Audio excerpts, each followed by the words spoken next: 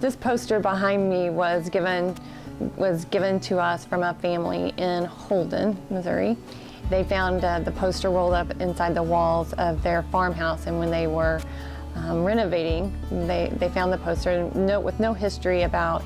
It was a hand-painted poster, and those would have been distributed at during that time, during 1910. They were mailed out individually done. And so we don't really have the history behind the woman in the poster, but I think that she represents, the poster is a 1909 fair, and she represents the women who would have been attending the fair at that time. And you can see that she's dressed to attend the horse races. That's what the poster is promoting.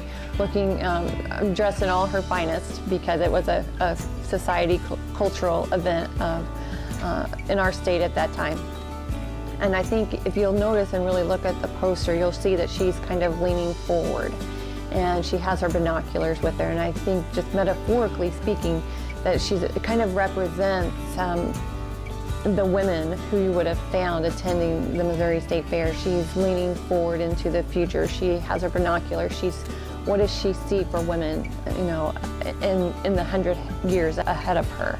I've nicknamed the woman in the poster Virginia Parkhurst, and I think that's her formal name, and that she very much exemplifies an educated, well-rounded woman. But I've nicknamed her Ginny, because I think on the inside she's kind of a tomboy, and she has an incredible amount of energy, and she probably hikes her skirt occasionally to ride a horse or climb a fence and sneaks off to the barn, if you will.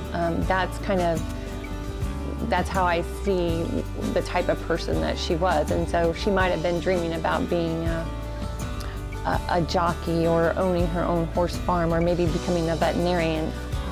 And at a time when women didn't even have the right to vote, the men who were designing these fairgrounds understood the important role that women play, and they built a structure just for women and children that I think really is reflective of the value that they placed on women in their lives.